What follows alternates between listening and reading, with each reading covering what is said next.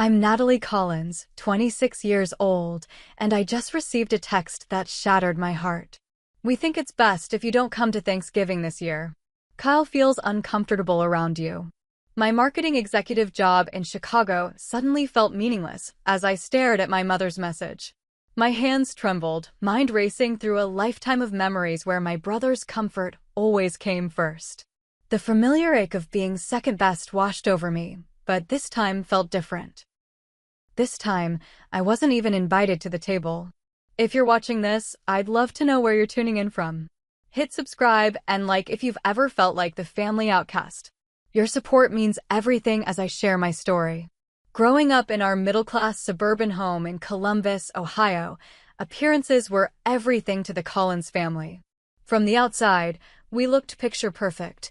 My father Thomas, a respected accountant. My mother Diana, a kindergarten teacher beloved by her students, my younger brother Kyle, and me. Our lawn was always perfectly manicured, our Christmas cards looked like something from a catalog, and my parents' social media was filled with smiling family photos captioned with phrases like "blessed" and "family is everything." But behind closed doors, a different reality played out. From my earliest memories, Kyle was the center of our family universe. 3 years younger than me, he had what my parents called a sensitive temperament. What they meant was that Kyle threw explosive tantrums when things didn't go his way. He struggled socially and academically, and my parents poured all their energy into making his world easier. Kyle's just wired differently, my mother would explain when he screamed for hours because his peas touched his mashed potatoes, or when he broke my science fair project the night before judging because the ribbon on my prototype was too noisy. I can still hear my father's voice. "Natalie, please. You know how Kyle gets. Just let him have the front seat / last cookie / first turn." The message was clear. Kyle's comfort was paramount, and my job was to accommodate. I became the perfect daughter out of necessity. I earned straight A's, captained the debate team, volunteered at the animal shelter, and still managed to help with dinner and Kyle's homework most nights. My achievements were acknowledged with distracted nods while Kyle's C in math warranted a celebratory dinner at our favorite restaurant. My 10th birthday party was canceled because Kyle came down with a mild cold. My 16th birthday dinner was cut short because Kyle didn't like the restaurant's lighting. My high school graduation party ended when Kyle had a meltdown after someone asked him about his college plans. "We're so proud of you," my mother would say, squeezing my hand as we left another event early. "You're so mature about these things. Kyle just can't handle it like you can." And I believed them. I believed I was strong enough to handle the disappointments, the secondary status, the constant sacrificing. I believed it was my job to make things easier for everyone else. College was my first taste of freedom. At Northwestern University, 300 miles from home, I discovered what it felt like to exist outside of Kyle's shadow. My roommate Stephanie became the first person who truly saw me, not as Kyle's accommodating sister or the family peacekeeper, but as Natalie. "You light up when you talk about marketing," she told me during our sophomore year as we stayed up late working on a class project. "It's like you become a different person." She was right. In my marketing classes, I found my voice. I excelled at understanding what motivated people, at crafting messages that resonated. Perhaps years of reading emotional rooms had given me an edge in understanding human psychology. When graduation approached, my parents assumed I'd return to Columbus. A marketing firm there had offered me an entry-level position, and my mother had already started talking about Sunday family dinners and how I could help Kyle, who was struggling through community college. "Chicago," my mother repeated when I told them about accepting a position at a cutting-edge digital marketing agency there. "But that's so far. We need you here, Natalie. Family should stay together." The guilt was overwhelming, but for once I stood firm. Moving to Chicago was the first decision I made purely for myself. Over the next 4 years, I built a life I was proud of. I worked my way up from junior copywriter to marketing executive, leading campaigns for major national brands. I created a home in my sunlit apartment overlooking Lake Michigan. I cultivated friendships with people who celebrated my successes rather than being threatened by them. I tried to maintain a healthy relationship with my family from a distance. I called weekly, sent thoughtful gifts, and flew home for major holidays. I tried to connect with Kyle, sending him articles about his interests in gaming and graphic design, asking questions about his life. Sometimes he engaged, but most conversations were one-sided, with me carefully navigating around topics that might trigger his insecurity, like my job or my friends or basically anything about my life that was going well. Just don't talk about work so much, my mother advised during one visit when Kyle had abruptly left the dinner table after I mentioned an award my team had won. You know how sensitive he is about not having a career yet. At 25, Kyle was still living at home, working part-time at a local game store, and taking occasional community college classes. Any suggestion that he might benefit from therapy or career counseling was met with defensive anger from my parents. Not everyone follows the same path, Natalie, my father would say sternly. Stop trying to fix everyone. I wasn't trying to fix anyone. I just wanted my brother to find the same fulfillment I had found. But in my family's eyes, my success had somehow become an indictment of Kyle's struggles. Looking back now, I can see that the rift between us had been growing for years. But it took one explosive evening to fully expose just how deep the family dysfunction went. 6 months ago, Kyle got engaged to his girlfriend Amber, a soft-spoken kindergarten teacher he'd been dating for 2 years. I was genuinely happy for him. Amber seemed good for Kyle, gently encouraging his independence while accepting his quirks. When my mother called to tell me about the engagement and the party they were planning, I immediately requested time off work and booked a flight home. We're so excited to have everyone together, my mother gushed. Amber's parents are quite well off, you know. Her father owns 3 car dealerships in the area. We want everything to be perfect. I understood the subtext. My parents wanted to impress Amber's wealthy family, and they needed me to help ensure Kyle was presented in the best possible light. For 3 days before the party, I helped my mother with preparations, addressing invitations, picking up the catering, arranging flowers, and running countless errands. I also spent hours listening to my mother's anxious monologues about the importance of the event. Amber's family is very accomplished. She fretted while we arranged appetizer platters. Her sister is a pediatrician, and her brother just made partner at his law firm. I don't want them looking down on Kyle. Kyle has plenty of great qualities, I assured her. Amber loves him for who he is. The evening of the engagement party arrived, and the backyard of my parents' home had been transformed with twinkling lights, floral arrangements, and a champagne fountain my father had splurged on. Kyle seemed uncharacteristically calm, standing proudly beside Amber as they greeted guests. I circulated through the crowd, making small talk and helping my mother keep everything running smoothly. Around 8 o'clock, I found myself chatting with Amber's father, Martin Reynolds, a charismatic man with a booming laugh. "So you're the big sister I've heard about," he said, sipping his champagne. "Amber mentioned you work in marketing in Chicago." "Yes, I'm a marketing executive at BrightPath Digital," I replied. "No kidding. We use a Chicago agency for our dealership advertising. What kind of accounts do you handle?" We fell into an easy conversation about digital marketing strategies. Martin was interested in expanding his dealership's social media presence, and I offered some general advice about targeting local consumers. It was a pleasant, professional conversation, the kind I have almost daily in my work life. I didn't notice Kyle approaching until he was standing right beside us, his face flushed. "Talking about your big important job again, Natalie," he interrupted, his voice tight. "Kyle." "There you are," I said, trying to keep my tone light. "Mr. Reynolds and I were just chatting about marketing. Congratulations again on your engagement. The party is wonderful. I bet you're loving this," Kyle continued as if I hadn't spoken, his voice getting louder. "Coming back home to show off how successful you are while I'm just the loser brother working at GameStop." Martin looked uncomfortable. "Actually, your sister was giving me some excellent business advice." "Of course she was," Kyle snapped. "Natalie always knows best. Natalie's always perfect." People nearby had stopped talking to watch the scene unfolding. Amber hurried over, placing a gentle hand on Kyle's arm. Kyle, honey, why don't we go thank the Hendersons for the beautiful gift they brought? She suggested softly. No. Kyle jerked away from her. I'm tired of Natalie coming home and making me look bad in front of everyone. She does this every time. My mother appeared at Kyle's other side. Kyle, sweetheart, take a deep breath. Remember your techniques. Don't tell me to take a deep breath. She's ruining my engagement party. Kyle pointed at me accusingly. I stood frozen, mortified and confused. Kyle, you just can't stand that something good is happening to me, can you? He shouted. You always need to be the center of attention. My father joined the growing circle.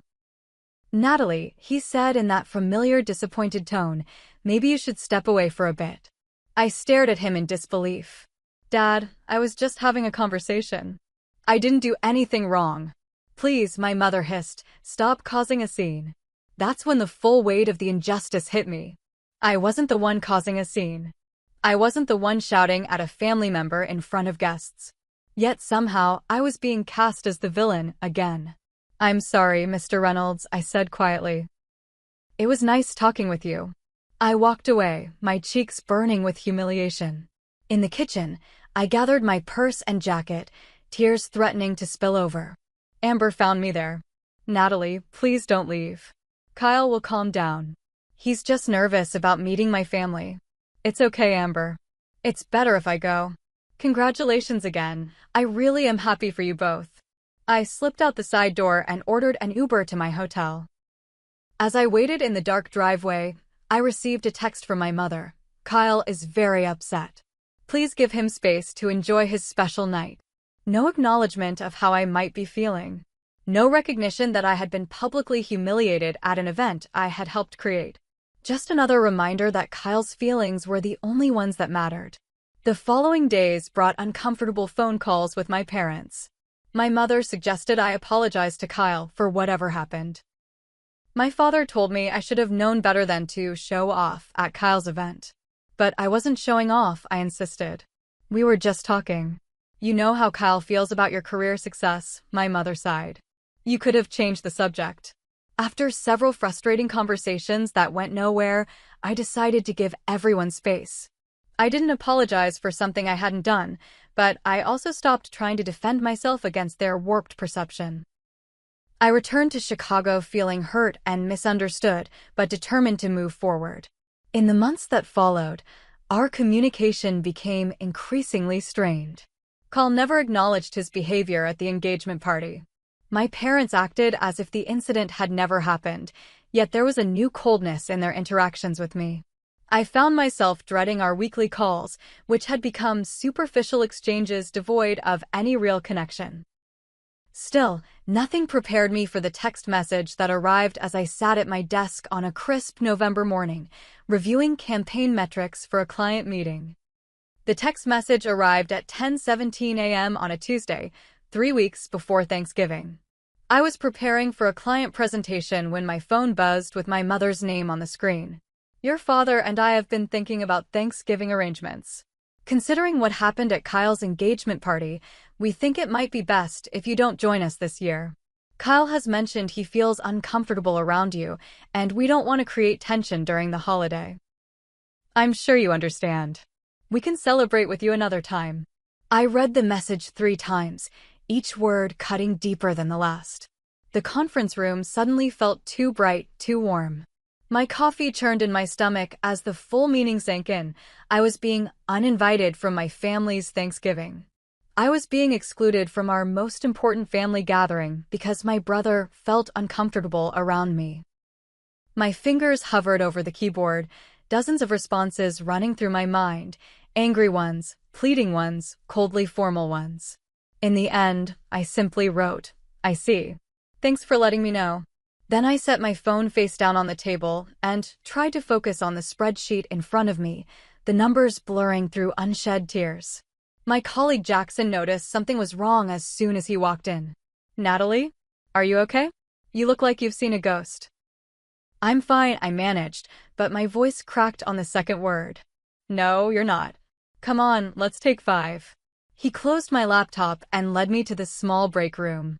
Once we were alone, the tears I'd been holding back spilled over. Through broken sentences, I explained the situation, the long history with Kyle, the engagement party incident, and now the Thanksgiving exclusion. That's messed up, Jackson said, shaking his head. Completely messed up. He insisted I take the rest of the day off, offering to handle the client presentation himself. Under normal circumstances, I would have refused.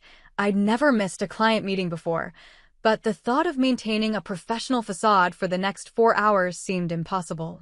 Back in my apartment, I called the only person I knew would truly understand, Stephanie. They did what? She exploded after I relayed my mother's message. That's absolutely insane, Nat. You didn't even do anything at that party except exist in your successful skin. Maybe I should have been more sensitive to Kyle's insecurities, I said, falling into the familiar pattern of making excuses for my family's behavior.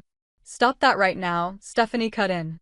You are not responsible for managing your grown brother's emotions. You didn't barge into his party talking about how amazing your life is. You had a normal conversation with your future brother-in-law's father. In what universe is that a crime? As Stephanie continued her impassioned defense of me, I curled up on my couch, a strange numbness replacing the initial shock. This exclusion felt different from the countless times I'd been asked to accommodate Kyle throughout our childhood. Those had been painful, but somewhat understandable given his struggles. This felt like a complete erasure of my place in the family. What hurts the most, I confessed to Stephanie, is that no one even considered how I might feel. No one thought, hey, maybe Natalie would be hurt by being told not to come to Thanksgiving. It's like my feelings don't even exist to them. Because they've trained you to believe your feelings don't matter, Stephanie replied gently. You've been the family shock absorber for so long that they don't even see you as someone with needs and feelings of your own. That night was endless, sleep coming in brief, troubled intervals between periods of racing thoughts. I scrolled through years of family photos on my phone, searching for clues I might have missed. There we were at my college graduation, Kyle looking sullen in the background while my parents flanked me with stiff smiles. There was last Christmas, me helping in the kitchen while Kyle played video games in the living room. Each image revealed the same pattern. Me trying so hard, contorting myself to fit whatever shape would keep the peace, while Kyle remained the unchanging center of the family's concern. Had I misremembered my childhood? Was I actually the difficult one? The selfish one? The troublemaker? For a moment, I considered texting my mother to apologize, for what, I wasn't even sure, just to secure my place at the Thanksgiving table. Then my phone buzzed with a text from my father. Your mother is very stressed about the holidays. Please understand, your brother is going through a lot with the wedding planning. We need to be supportive right now. Again, no acknowledgement of what I might be going through. No recognition that I had just been told I wasn't welcome at our family Thanksgiving. Just another reminder that Kyle's needs superseded everything else. I set my phone down and stared at the ceiling, the familiar ache in my chest expanding until it felt like it might consume me entirely. For the first time, I allowed myself to consider a painful question. Did I even have a real place in this family anymore? Had I ever? The next morning, I woke with swollen eyes and a pounding headache. The thought of going to work, of pretending everything was normal, felt impossible. For the first time in my 3 years at the company, I called in sick without actually being ill. Take all the time you need, my supervisor said, genuine concern in her voice. That presentation you sent over last night was excellent, by the way. Jackson said you've been working on it for weeks. I felt a flicker of pride at her words, quickly extinguished by the voice in my head that sounded suspiciously like my mother's. Don't get too full of yourself, Natalie. Wrapped in my comforter on the couch, I scrolled mindlessly through social media, pausing on a photo my mother had posted just that morning. Kyle and Amber looking at wedding venues, captioned, so excited for this next chapter. #ProudMom, #family is everything. The hashtag felt like a slap. Family is everything, except for the daughter who's been uninvited from Thanksgiving. Before I realized what I was doing, I had opened my photo albums and was scrolling through years of family pictures. There I was at 8 years old, holding a science fair trophy, but looking anxiously to the side where Kyle was pouting. There I was at 16, wearing my debate team blazer, standing awkwardly while my parents fussed over Kyle in the foreground. Picture after picture told the same story, me achieving, me helping, me trying, always in the background, always watching my parents attend to Kyle's needs first. Had I imagined the whole pattern? Was I the villain in this story, not the victim? Maybe I really had been showing off at the engagement party. Maybe I really was inconsiderate of Kyle's feelings. Maybe there was something fundamentally wrong with me that made me unworthy of the same consideration given to my brother. The cruel voice of self-doubt grew louder as the day progressed. By afternoon, I had convinced myself that I was probably a terrible sister and daughter. I drafted and deleted a dozen apologetic messages to my family. Then my phone buzzed with another text from my father. "Your mother is very upset about all this. Please understand, your brother is going through a lot right now with wedding planning and work stress. We need to support him." I stared at the message, the familiar words suddenly striking me differently. Where was the concern for what I might be going through? Where was the acknowledgement that I had just been uninvited from our family Thanksgiving? Where was the awareness that I might be hurt by this exclusion? The answer was nowhere. It simply didn't exist in their world. A wave of panic washed over me, constricting my chest and making it difficult to breathe. The room seemed to spin as a lifetime of minimized feelings and dismissed needs crashed down on me. I sank to the floor, gasping for air, tears streaming down my face. I don't know how long I sat there, caught in the grip of anxiety, before my doorbell rang. I considered ignoring it, but the persistent buzzing suggested whoever it was wasn't going away. Through the peephole, I saw Stephanie standing in the hallway, holding a paper bag from my favorite comfort food restaurant and a bottle of wine. "I had a feeling you might need reinforcements," she said when I opened the door. Her expression shifted to alarm when she saw my face. "Oh, Nat. Come here." She set the food down and pulled me into a hug. The simple act of human kindness broke something open inside me, and I sobbed against her shoulder. "I don't understand," I kept saying between tears. "I don't understand what I did wrong." Stephanie guided me to the couch and unpacked the food, mac and cheese, garlic bread, chocolate cake, while I tried to compose myself. "You didn't do anything wrong," she said firmly, handing me a glass of water. "What your family is doing is called emotional manipulation, and it's not okay." "But maybe I know," she interrupted. "I've known you for 8 years, Natalie. I've watched you bend over backward for your family. I've seen you cancel plans, change flights, spend hours on the phone talking your brother through minor problems. I've seen you downplay your achievements around them to avoid making waves. You are not the problem here." As we ate, Stephanie pointed out patterns I had normalized for so long I couldn't see them clearly.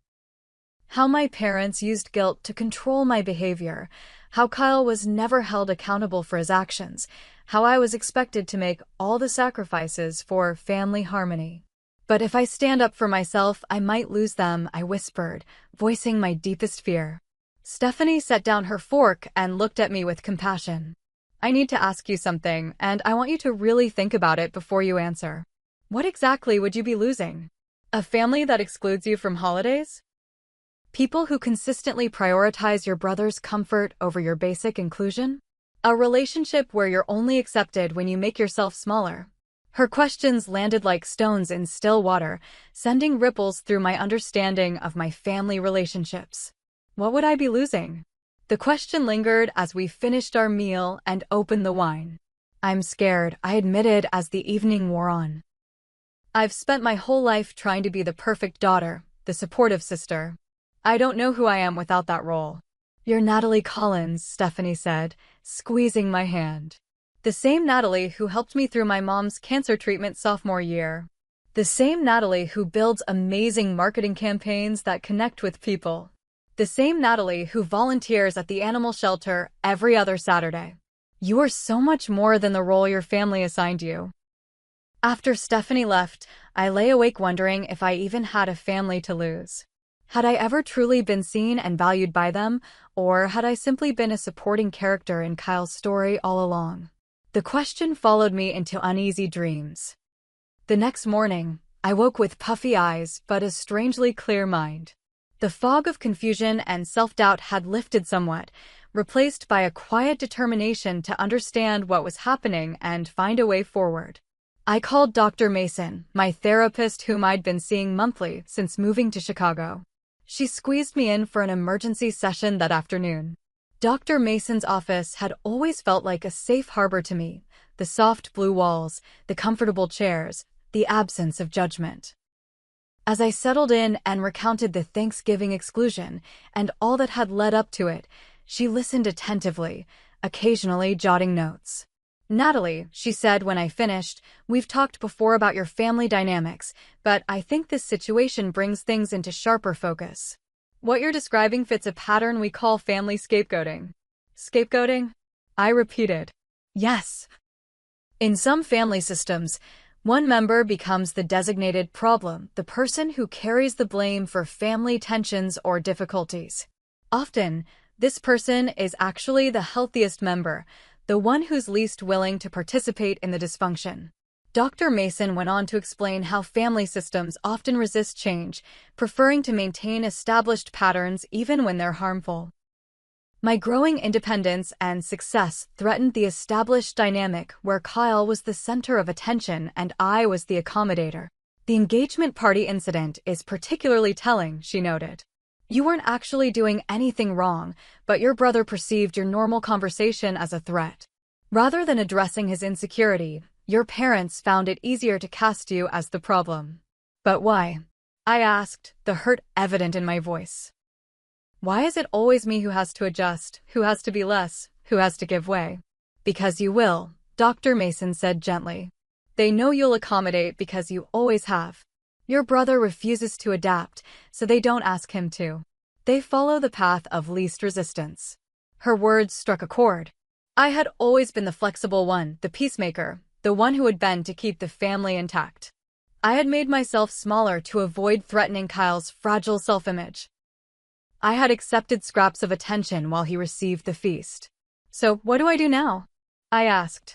"Just accept that I'm uninvited from Thanksgiving?" Dr. Mason leaned forward slightly. "Natalie, I want you to consider a question, and it might be difficult to answer.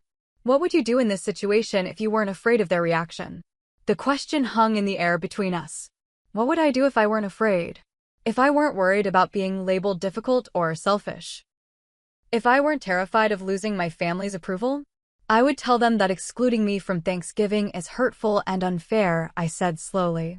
"I would say that I haven't done anything to deserve this treatment. I would ask them why Kyle's comfort always trumps my inclusion." Dr. Mason nodded. "And what's stopping you from saying those things?" "Fear," I admitted. "Fear that they'll get angry. Fear that they'll tell me I'm being dramatic. Fear that they'll choose Kyle over me definitively." "Those are understandable fears," she acknowledged. "But I'd like you to consider another perspective. If setting a reasonable boundary, saying that excluding you from family holidays is not acceptable, results in them rejecting you, what does that tell you about the health of these relationships?" The question felt like a key turning in a lock, opening a door to clarity I hadn't been able to access before. If my family would reject me for simply asking to be treated with basic consideration, then perhaps these relationships weren't as valuable as I had believed. "I think I need to respond to them," I said, a new resolve forming. "Not with anger, but with honesty. I need to tell them how this exclusion makes me feel and that I'm not okay with it." "That sounds like a healthy approach," Dr. Mason agreed. "Remember, setting boundaries isn't about controlling others' behavior. It's about clarifying what treatment you will and won't accept, and what consequences you'll implement if those boundaries are crossed." For the remainder of the session, we worked on what I wanted to communicate to my parents and how I might handle various responses from them. By the time I left her office, I had a plan. Back home, I sat at my kitchen table with a cup of tea and drafted a message to my parents. I wrote and rewrote it several times, striving for clarity without accusation, honesty without attack. After an hour, I had something that felt right. "Mom and Dad, I've been thinking about your text regarding Thanksgiving. I need to be honest. Being uninvited from our family holiday hurt me deeply. I love our family and have always tried to be supportive, but I can't accept being excluded because Kyle feels uncomfortable around me. I haven't done anything to warrant this treatment. I understand that Kyle has his challenges, but my feelings and place in the family matter too. I won't be apologizing for having a normal conversation at his engagement party or for living my life successfully. I've decided to spend Thanksgiving with friends in Chicago this year, but I want you to know that in the future, I expect to be included in family gatherings. I'm open to discussing how we can all make these events comfortable for everyone, but excluding me is not an acceptable solution. I love you both and hope we can find a healthier way forward. Natalie, my finger hovered over the send button for several minutes before I finally pressed it. A mixture of anxiety and relief washed over me. For perhaps the first time in my life, I had clearly stated my needs to my family without apology or minimization. Whatever their response, I had stood up for myself.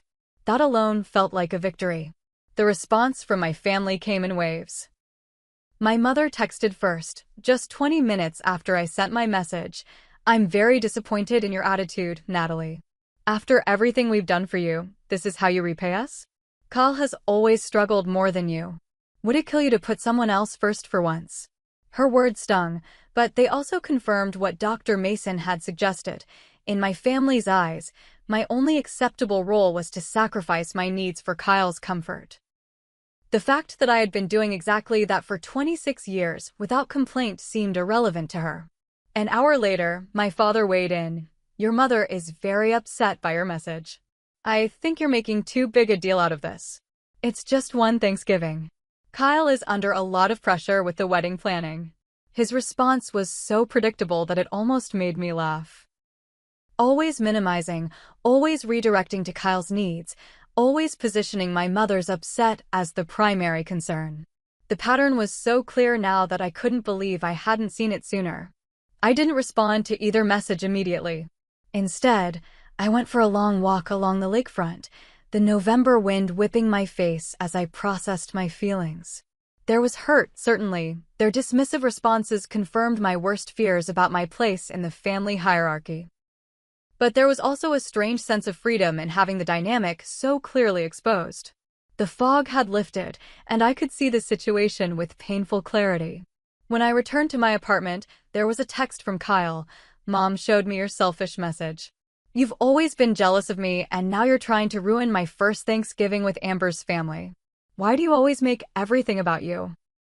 His message was so wildly disconnected from reality that it momentarily took my breath away. I was making everything about me? I had been excluded from a family holiday without discussion, and somehow I was the selfish one for feeling hurt by it? The familiar pain washed over me, but this time it was accompanied by something new, a sense of perspective. Kyle's perception of me had nothing to do with who I actually was or how I actually behaved. It was a story he told himself to justify his own behavior and insecurities. I set my phone aside and opened my laptop. Instead of responding to any of them, I emailed Stephanie and a few other close friends in Chicago. "Thanksgiving plans have changed. Anyone interested in a friend giving at my place?" The responses came quickly: enthusiastic acceptances, offers to bring dishes, excited suggestions for games and activities. Within an hour, I had 8 friends committed to spending Thanksgiving with me. People who valued my company. People who didn't require me to make myself smaller to accommodate their insecurities.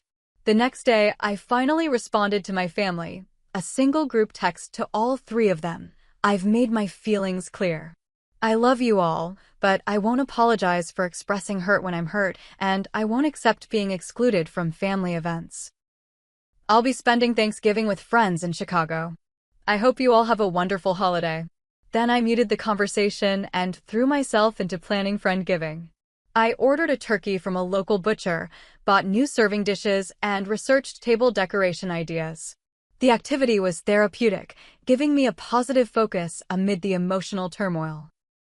My phone continued to buzz with notifications from my family, my mother's guilt trips, my father's minimizing, Kyle's accusations, but I didn't read them. For the first time, I gave myself permission to step away from the dysfunctional dance we'd been performing my entire life. Stephanie came over that weekend to help me plan the friend-giving menu. As we sat at my kitchen counter comparing stuffing recipes, she looked up at me with a gentle smile. "You seem different," she observed. "There's something lighter about you." I considered her words. I think I've been carrying this weight my whole life, this responsibility to manage my family's feelings, to make myself acceptable to them by being less than I am. Putting down that weight, it's terrifying, but it's also freeing. I'm proud of you, she said, squeezing my hand. Standing up for yourself takes courage. I'm not sure what happens next, I admitted. Part of me still hopes they'll have some epiphany and apologize. They might, Stephanie said, though her tone suggested she doubted it. But even if they don't, you're going to be okay. More than okay. As the days passed, I immersed myself in work and friend-giving preparations.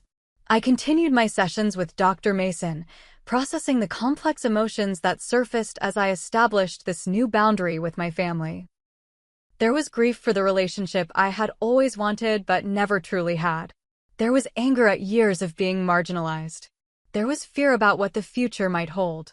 But underneath it all, there was a growing sense of self-worth, a recognition that I deserved to be treated with basic consideration and respect, even by my family.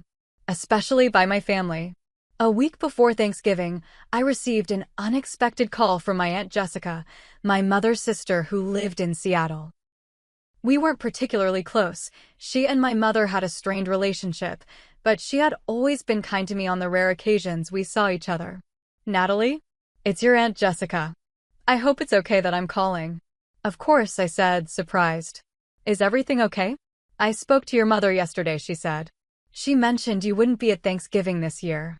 She gave me a version of events that, well, it didn't sound quite right to me. I hesitated, unsure how much to share. You don't have to tell me anything you're not comfortable with, Jessica continued. But I wanted you to know that I've observed the dynamic between you, Kyle, and your parents for years. You've been treated unfairly for a very long time, and I regret not saying something sooner. Tears sprang to my eyes at this unexpected validation. Thank you for saying that. It means a lot to hear.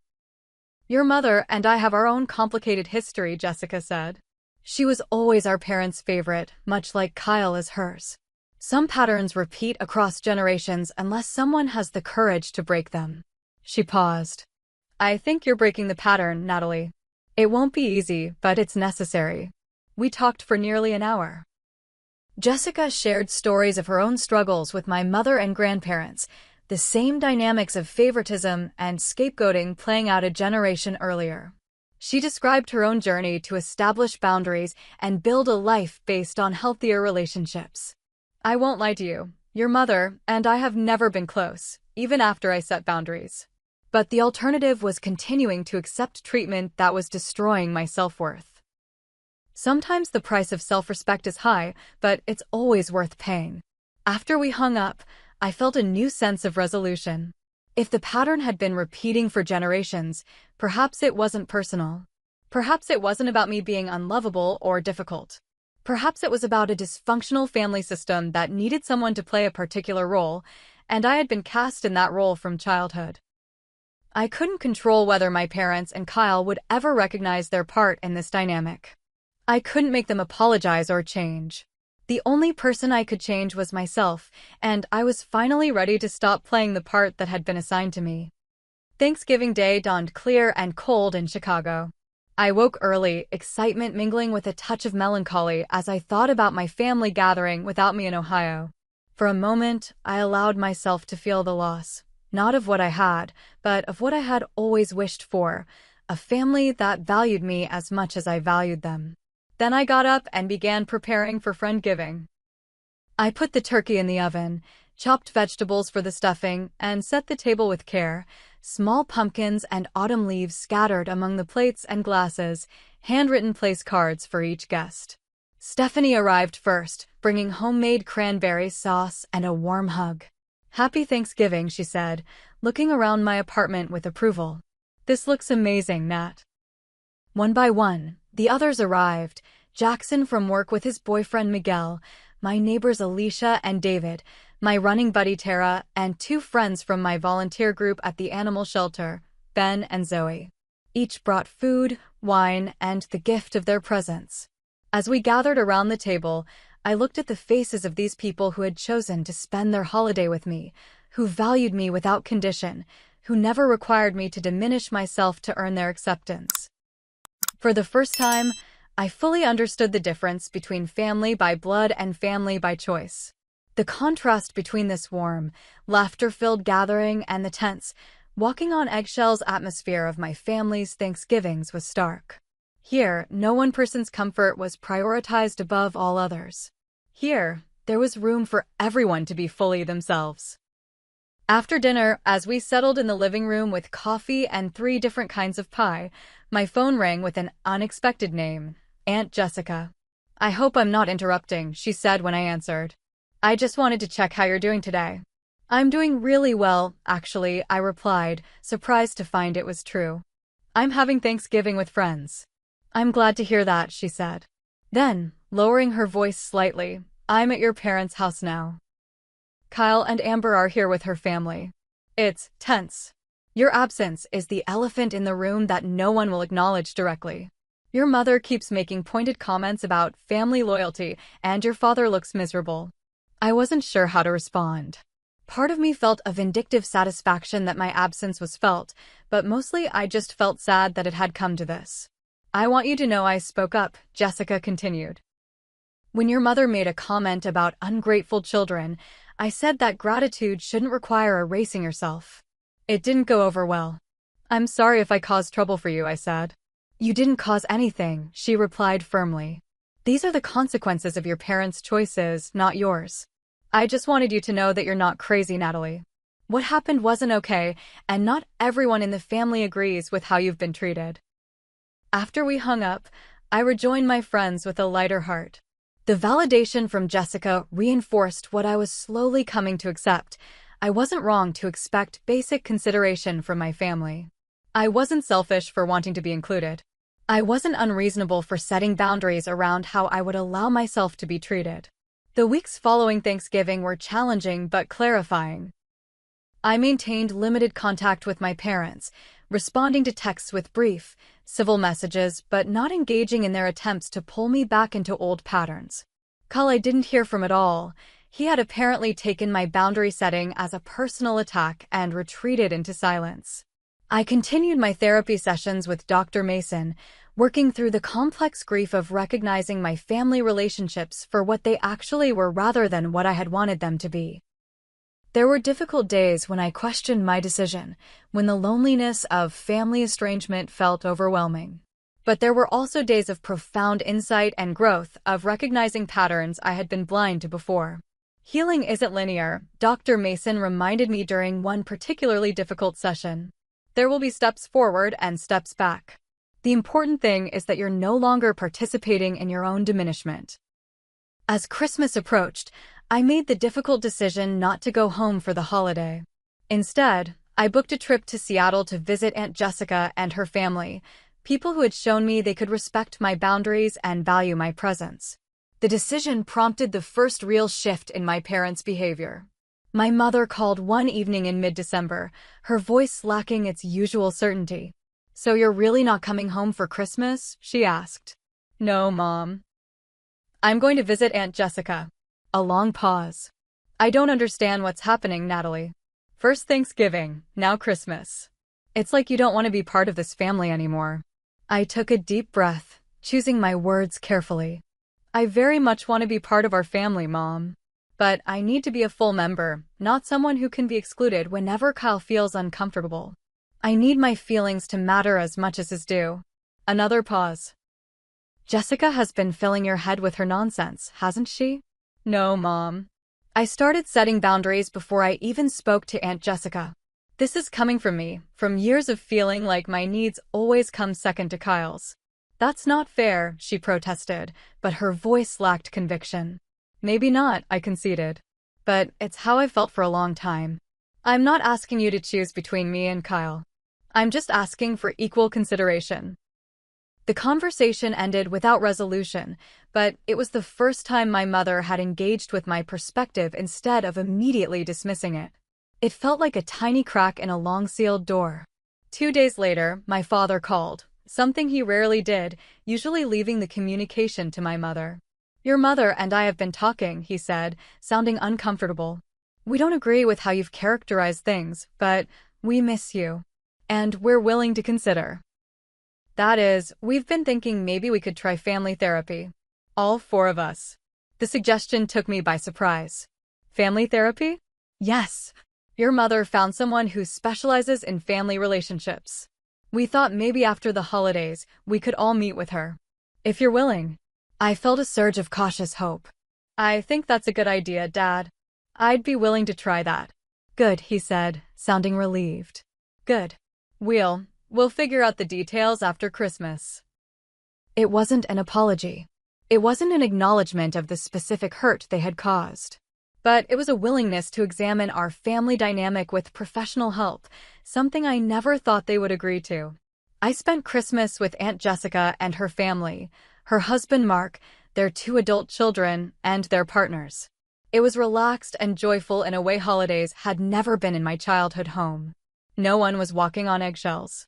No one person's mood dictated the atmosphere.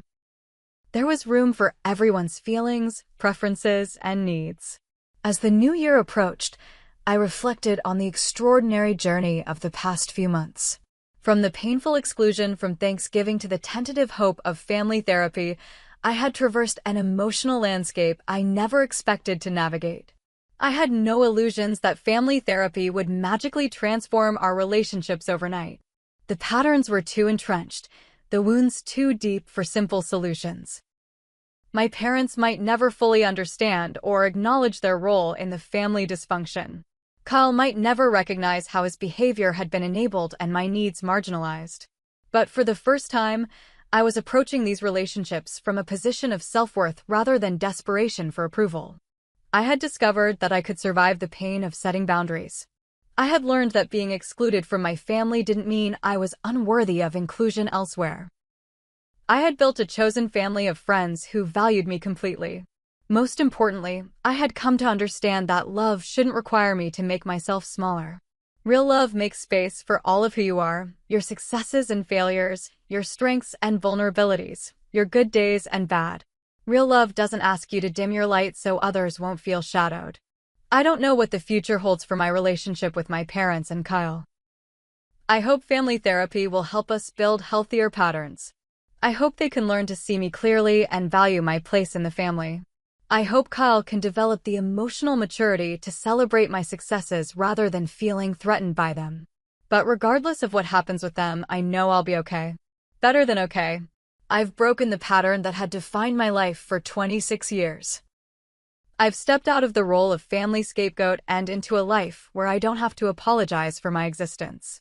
Sometimes the bravest thing we can do is simply stand in our own worth, even when those who should recognize it most clearly fail to see it at all. I'd love to hear your thoughts in the comments. Have you ever had to set difficult boundaries with family members? How did you navigate that challenging terrain? Remember to like this video if my story resonated with you, subscribe for more content about family dynamics and personal growth, and share with anyone who might be struggling with similar issues. Thank you for joining me on this journey. Your support means everything as I continue to learn and grow.